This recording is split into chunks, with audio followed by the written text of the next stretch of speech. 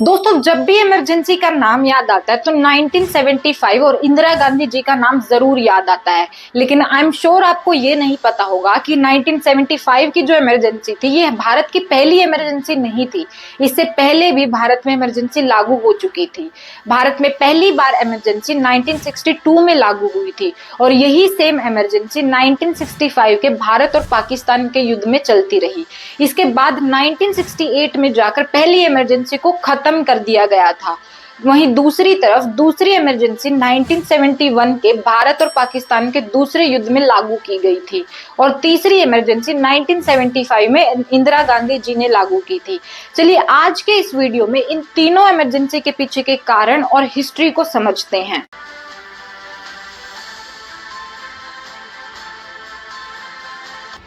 President has proclaimed emergency.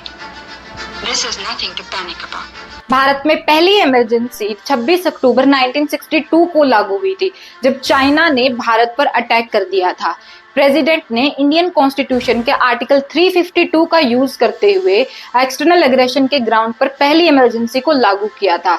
इसके साथ साथ प्रेसिडेंट ने आर्टिकल 359 का यूज करते हुए सारे के सारे फंडामेंटल राइट इंक्लूडिंग आर्टिकल 20, 21 और 22 इनको भी सस्पेंड कर दिया था। इसके साथ साथ प्रेसिडेंट ने ये भी कहा कि आप अपने फंडामेंटल राइट्स को एनफोर्स करवाने के लिए कोर्ट भी नहीं जा सकते हो। इमरजेंसी के लागू होते ही members of various parties, leaders of opposition, इन सबको अरेस्ट किया जाने लगा, ये कारण देते हुए कि इन सब की एक्टिविटीज नेशनल इंटरेस्ट के अगेंस्ट है। अब आगे जाकर 21 नवंबर 1962 को चाइना के साथ जो वॉर थी वो तो खत्म हो गई, लेकिन इमरजेंसी नहीं रुकी, ये कंटिन्यू चलती रही। अब पहली इमरजेंसी जब कंटिन्यू चल ही रही थी तो अप्रैल 1965 में भारत और पाकिस्तान के बीच में आर्म्ड कन्फ्लिक्ट्स हो गई, जो सितंबर 1965 में एक वॉर में तब्दील हो गए।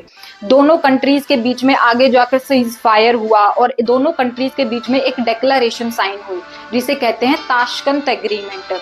अब दोनों कंट्रीज के बीच में नॉर्मल सिचुएशन भी हो गई थी और चाइना के साथ वॉर भी खत्म हो गई थी, लेकिन पहली इमरजेंसी अभी भी कंटिन्यू चल रही थी। धीरे धीरे इमरजेंसी से लोग तंग आने लगे और पब्लिक कैंपेन्स हुए और अपील की जाने लगी कि गवर्नमेंट इमरजेंसी को खत्म करे, और इसी बीच भारत पर इंटरनेशनल फोकस भी आने लगा। तब जाकर जनवरी 1968 में पहली इमरजेंसी को पूरी तरह से खत्म किया गया था। अब बात करते हैं दूसरी इमरजेंसी की, जिसे लागू किया गया था 3 दिसंबर 1971 को, क्योंकि भारत और पाकिस्तान के बीच में आर्म्ड कन्फ्लिक्ट शुरू हो गए थे। अब जैसे ही दूसरी इमरजेंसी को लागू किया गया वैसे ही पार्लियामेंट ने इंडिया की सिक्योरिटी के लिए maintenance of security act, COFEPOSA act और गवर्नमेंट डिफेंस ऑफ रूल्स को अडॉप्ट कर लिया गया। ये तीनों ही एक्ट प्रिवेंटिव डिटेंशन के लिए थे।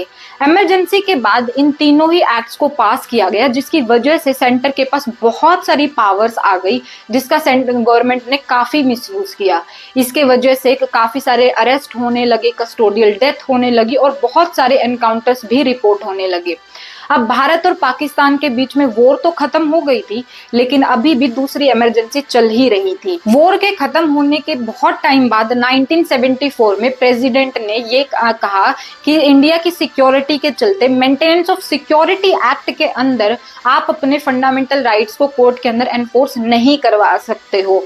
अब दूसरी इमरजेंसी चल ही रही थी कि जुलाई 1975 में इंदिरा गांधी जी ने तीसरी इमरजेंसी को लागू कर दिया, जिसे इंडिया का डार्केस्ट पीरियड भी कहा जाता है। President has proclaimed emergency. This is nothing to panic about.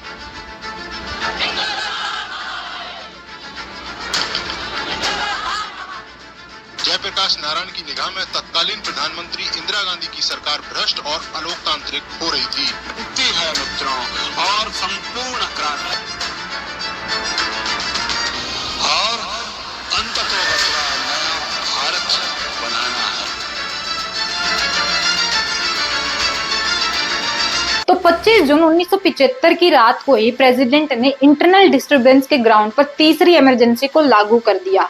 इस तीसरी इमरजेंसी से कुछ दिन पहले क्या हुआ था कि तीसरी इमरजेंसी से कुछ दिन पहले इलाहाबाद हाई कोर्ट ने एक इलेक्शन पिटीशन में इंदिरा गांधी को करप्ट प्रैक्टिसेस के लिए गिल्टी पाया था और इलाहाबाद हाई कोर्ट ने इंदिरा गांधी को ये कहा कि आपको पब्लिक ऑफिस से डिस्क्वालीफाई किया जाता है और आने वाले 6 साल के लिए आप किसी भी पब्लिक ऑफिस को अज्यूम नहीं कर सकते हो। इंदिरा गांधी ने फिर इलाहाबाद हाई कोर्ट के इस डिसीजन को सुप्रीम कोर्ट में अपील किया, पर उन दिनों में सुप्रीम कोर्ट की वेकेशन चल रही थी। फिर बाद में उसे अपोजिशन के वो इंदिरा गांधी से रेजिग्नेशन की डिमांड करने लगे। तो 25 जून 1975 की रात को ही बिना काउंसिल ऑफ मिनिस्टर से मीटिंग किए हुए इंदिरा गांधी ने प्रेसिडेंट को एक लेटर भेज दिया इमरजेंसी लागू करने के लिए। तो जनरली जब भी इमरजेंसी को लागू करवाना होता है तो पहले का प्रेसिडेंट को काउंसिल ऑफ मिनिस्टर्स और की एड एंड एडवाइस पर ही काम करना होता है, लेकिन इस बार ऐसा कुछ भी नहीं हुआ। इस बार सिर्फ प्राइम मिनिस्टर के कहने पर ही इमरजेंसी को लागू कर दिया गया था। इस इमरजेंसी के अंदर काफी सारी चीजें हुई थी, जैसे कि कॉन्स्टिट्यूशन में बहुत सारे अमेंडमेंट्स किए गए, फंडामेंटल राइट्स को कर्टेल किया गया और इसके साथ साथ बहुत सारे इनसेंसिटिव गवर्नमेंट प्रोग्राम्स चलाए गए, जैसे कि फैमिली प्लानिंग, स्लम हटाओ मूवमेंट, जिन्हें बहुत ही बेरहमी से लागू किया जा रहा था। और इसके साथ साथ बहुत सारे पॉलिटिकल अपोनेंट्स को भी गिरफ्तार किया जाने लगा। प्रेस पर भी पूरी तरह से सेंसरशिप लगा दिया गया था।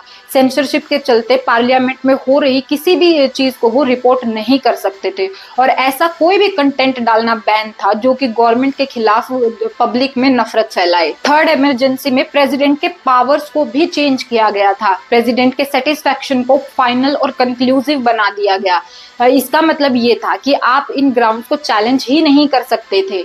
उसके अलावा सिक्योरिटी ऑफ इंडिया के को सेफगार्ड करने के नाम पर मेंटेनेंस ऑफ सिक्योरिटी के अंदर बहुत सारे इलीगल डिटेंशन किए गए थे। फाइनली 23 मार्च 1977 को थर्ड इमरजेंसी को खत्म कर दिया गया और इलेक्शंस कंडक्ट करवाए जाते हैं। इंदिरा गांधी और उनके बेटे संजीव गांधी दोनों ही सीटों पर हार जाते हैं और पहली बार जनता पार्टी पावर में आती है। ये पहली बार था इंडिपेंडेंस के बाद जब कांग्रेस पार्टी के अलावा किसी और ने सरकार बनाई थी, लेकिन ये बात अलग है कि जनता पार्टी की सरकार ज्यादा दिनों तक चलती नहीं है। फिर 1980 में दोबारा इलेक्शंस कंडक्ट करवाए जाते हैं और इंदिरा गांधी दोबारा से पावर में आ जाती है। आई होप आपको वीडियो इन्फॉर्मेटिव लगी हो। Please share and like this video और ऐसे इंटरेस्टिंग वीडियोस के लिए follow my channel lawful lingo.